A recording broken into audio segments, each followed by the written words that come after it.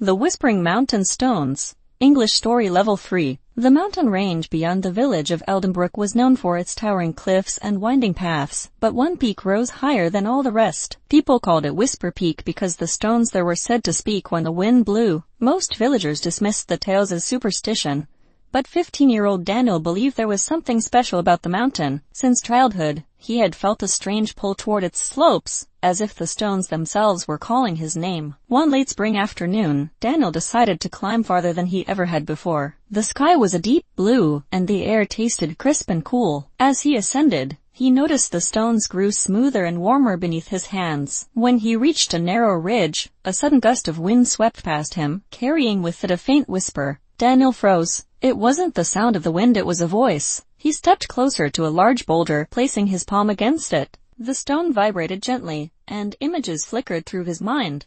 Ancient paths, forgotten travelers, and stormy nights long past. Daniel stumbled back, shocked yet fascinated. The stone was remembering. Gathering his courage, he pressed his hand again, letting the whispers guide him. The images became clearer, showing a hidden trail winding behind the peak. Daniel followed it, discovering a deep crevice leading into a wide cavern lit by shafts of sunlight filtering through cracks above. Inside the cavern, hundreds of stones lay arranged in circular patterns. Some glowed faintly with colors blue, gold, and white, while others pulsed as if alive. Daniel walked slowly between them, sensing each stone carried memories of events long forgotten. Suddenly one stone brighter than the rest lifted itself from the ground, floating gently in front of him. A warm voice echoed through the cavern, telling him he had the gift of resonance, the rare ability to hear the mountain's memory. The voice explained that the mountain had once been a gathering place for ancient guardians who protected the valley from natural disasters. The stones recorded every moment, storing knowledge for future generations.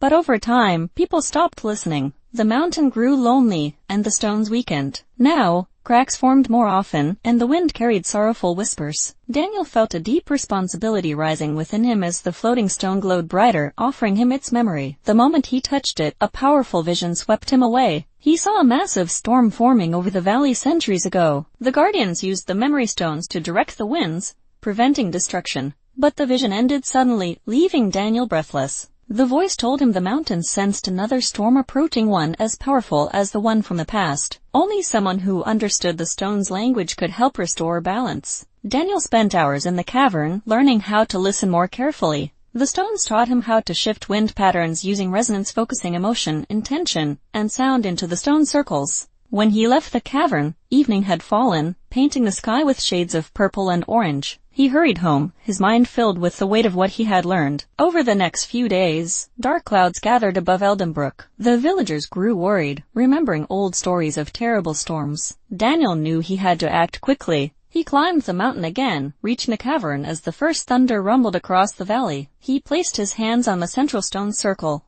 letting the whispers guide his voice. He spoke softly at first, then louder, sending steady waves of intention through the stones. The cavern lit up with brilliant colors. The stones answered, humming in harmony. Outside, the clouds swirled but slowly began to shift away from the valley, carried by redirected winds. The storm weakened, split into smaller currents, and faded into the night. Daniel collapsed to his knees, exhausted but relieved. The mountain whispered softly, thanking him for listening. From that day forward, Daniel visited Whisper Peak often, tending to the stones, repairing broken formations, and learning more of the mountain's ancient wisdom. Eldenbrook thrived under clear skies, protected quietly by the boy who had learned to listen to the whispers of stone.